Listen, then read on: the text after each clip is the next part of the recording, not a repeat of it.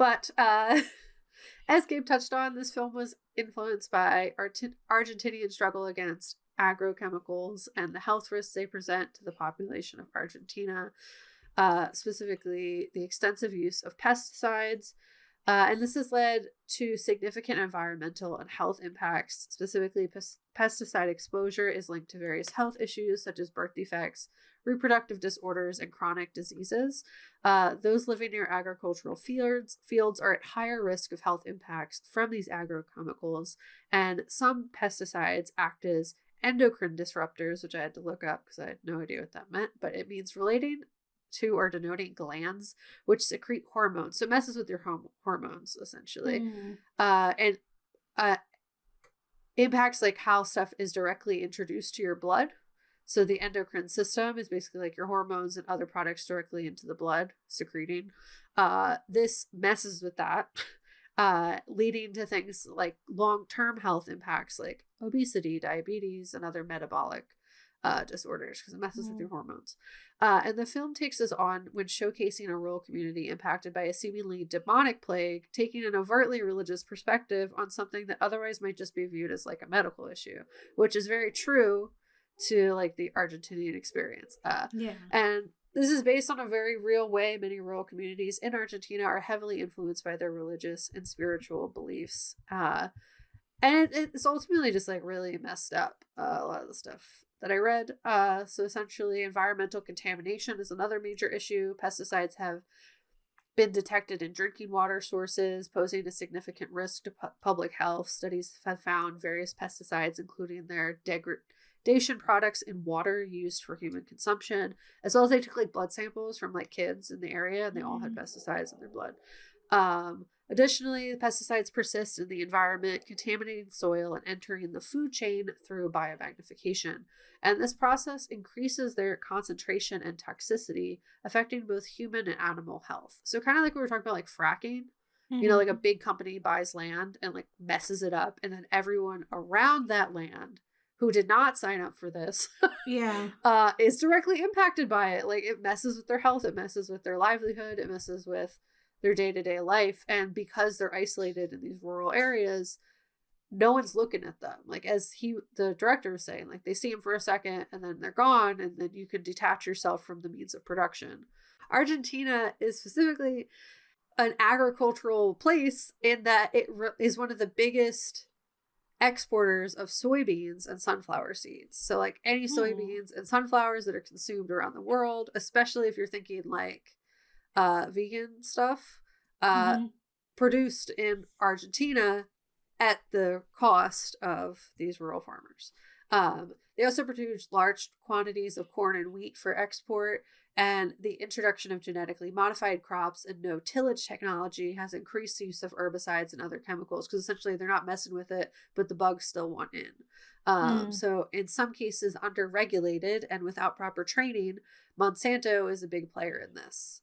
So in the article titled Birth Defects, Cancer in Argentina Linked to Agrochemicals, AP Investigation from CTV News, which Gabe, thank you for that. They speak to Tomasi, a worker who was exposed to these chemicals firsthand. And the article states, for 3 years, Tomasi was routinely exposed to chemicals as he pumped pesticides into tanks of crop dusters. Now he's near death from polyneuropathy, a debilitating neurological disorder which has left him wasted and shriveled. I prepared millions of liters of poison without any kind of protection, no gloves, masks, or special clothing, he said. I didn't know anything. I only learned later what it did to me after contacting scientists. The poison comes in liquid concentrates in containers with lots of precautions to take when applying it, Tomasi explained, but nobody takes precautions.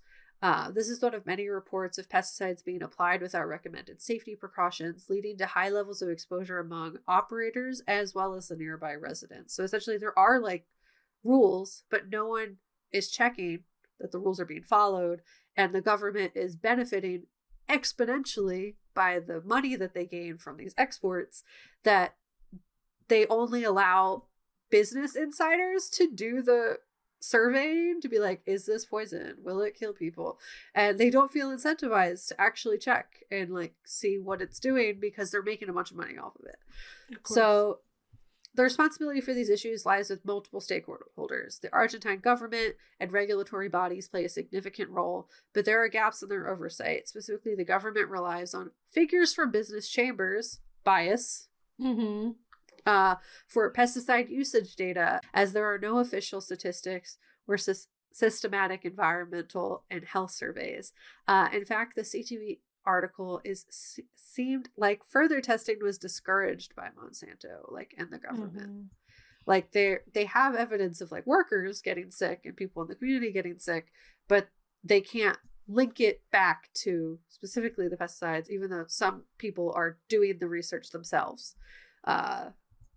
So while glyphosate is one of the world's safest herbicides, farmers use it in higher concentrates and mix it in much more toxic poisons, such as 2,4-D, which the U.S. military used in Agent Orange to defoliate jungles during the Vietnam War. And in 2006, a division of Argentina's agricultural ministry recommended adding caution labels, urging that mixtures of glyphosate and more toxic chemicals be limited to farm areas far from homes and population centers. The recommendation was ignored according to the federal audit.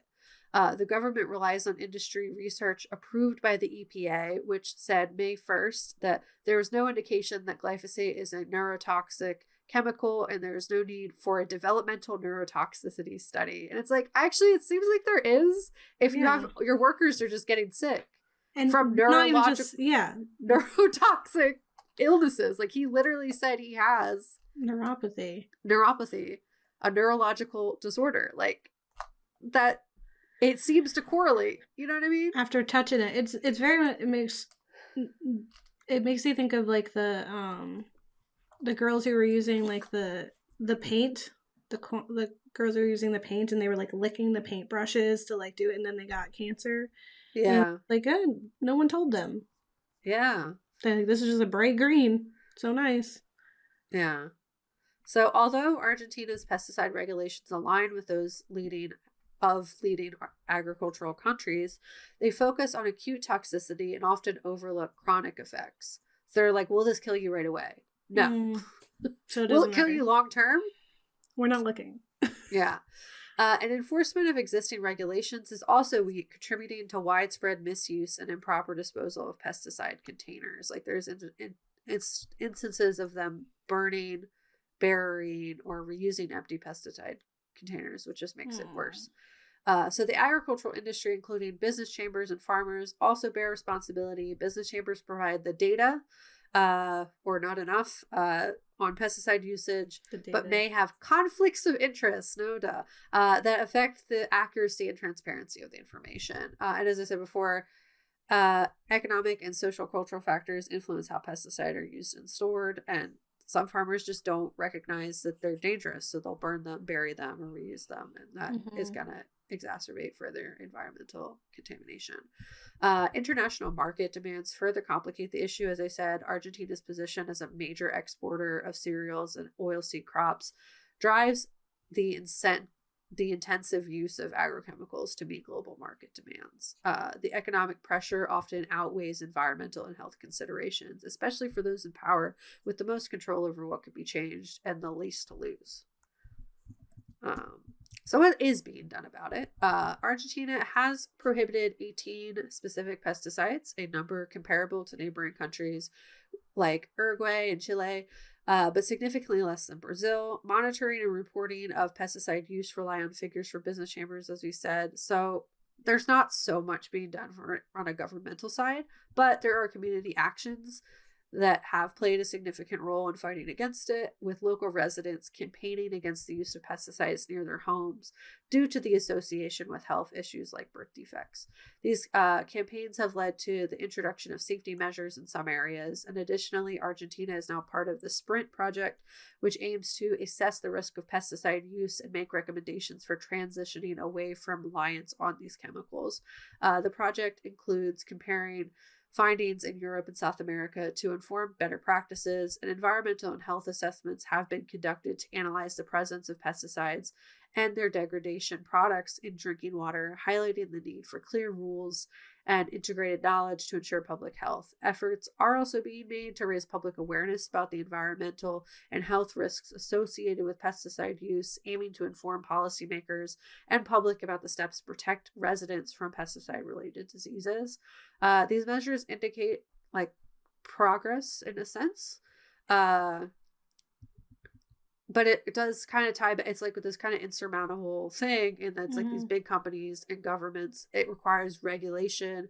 It requires consistent community action. It requires international collaboration and to like work with the companies to be like, hey, we don't need that much actually, or stop buying as much so that they stop pushing it so hard, you know, and public awareness to mitigate the risks associated with the chemical use in Argentina. So a big piece of why the film, as we see, and a big reason why we chose this for Satanic Panic is that religion plays a big role in this, and the view of demons and Satan plays a big role. So as we see in the film and throughout the series, religion significantly influences the perception of horrors that we face and how we understand them.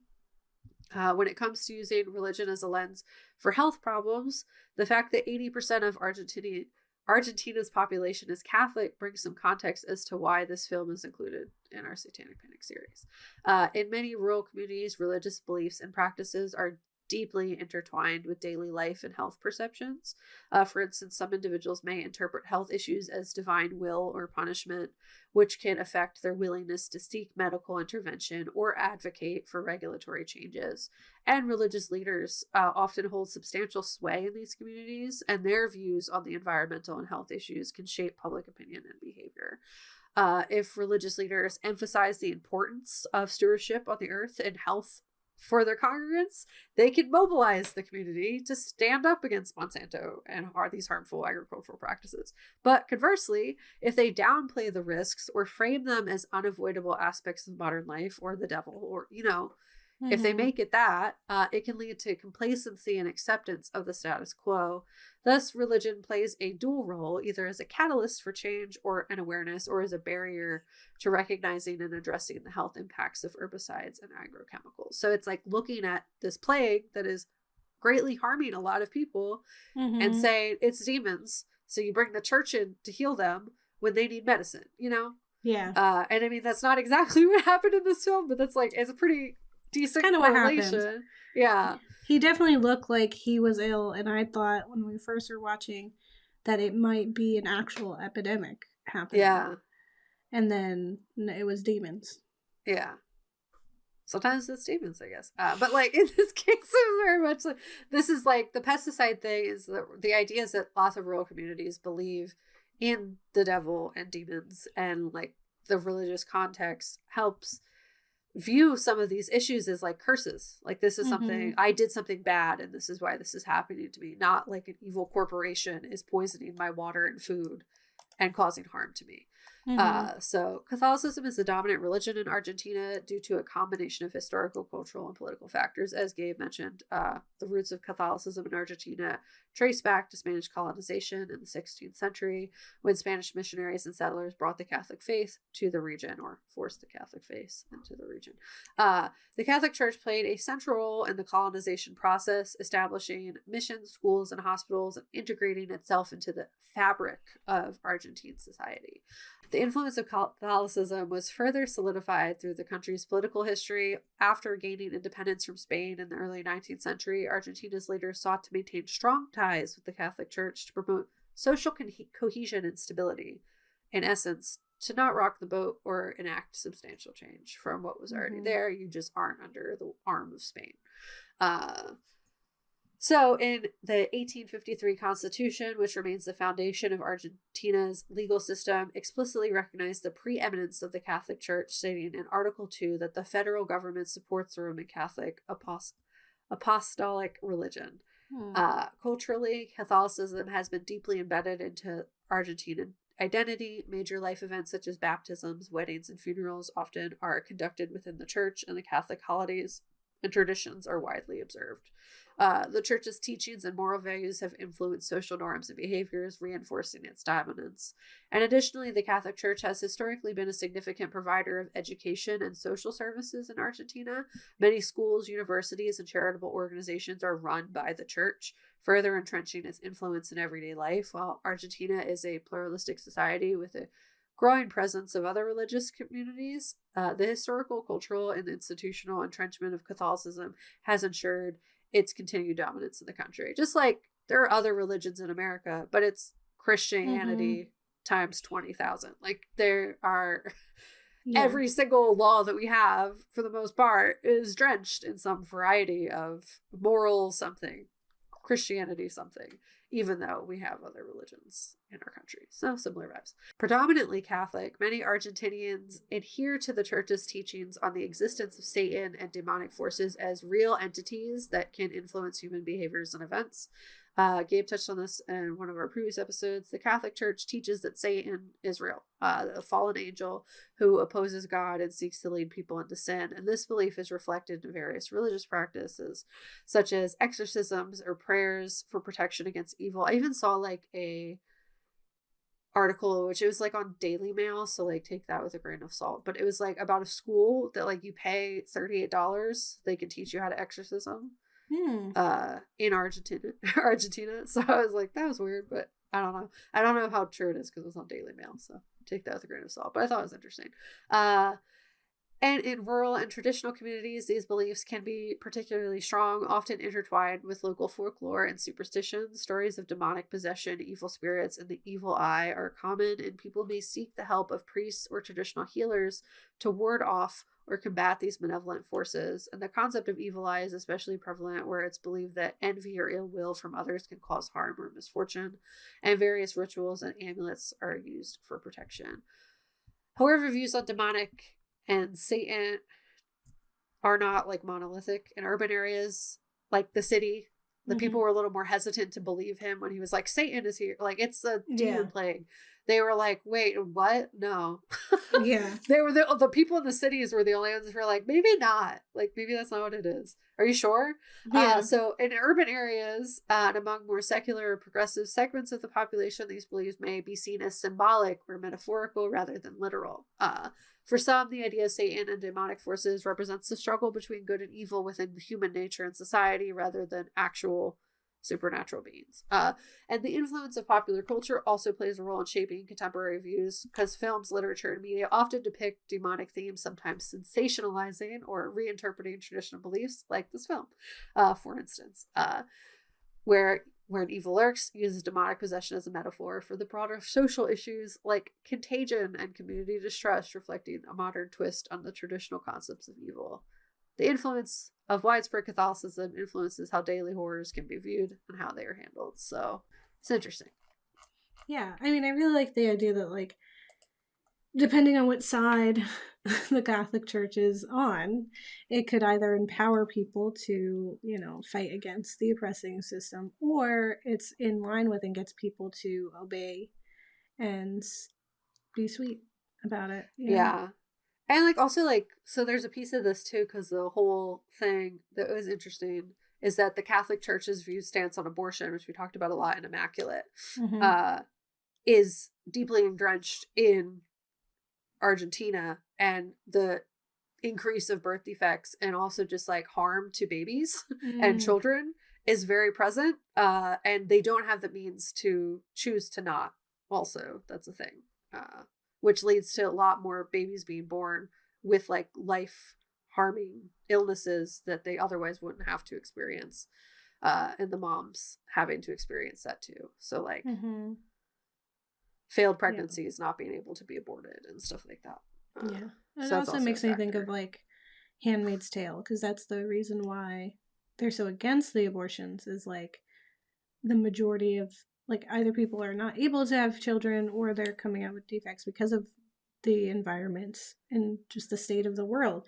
And so it's like for people who have a history of being able to do it the right way, the potential to do it quote unquote the right way, like can't like you're not allowed to have choice anymore. I think that's interesting as well. I mean, for the most part, like a lot of the things that he's exploring, it didn't feel like so much of like a lecture, but it was like a warning. You know, Yeah. it's like this is what, like, obviously not Satan, right? But Yeah. that something can come. And if you all are not connected or like listening or following the rules, those kinds of things, or Yeah. taking care of each other, then it could get like significantly worse.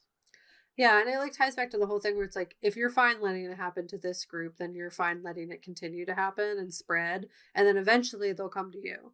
So like Mm-hmm. that's kind of like what happens in the film where it starts in the rural areas and then now the city is impacted. Now Yeah. the people in the city are getting sick. Now they're dealing with the impact of the Yeah. illness. So it's very much like you can look away from the people in the rural areas, but then when it's at your door, what are you Mm-hmm. gonna do? You know what I mean?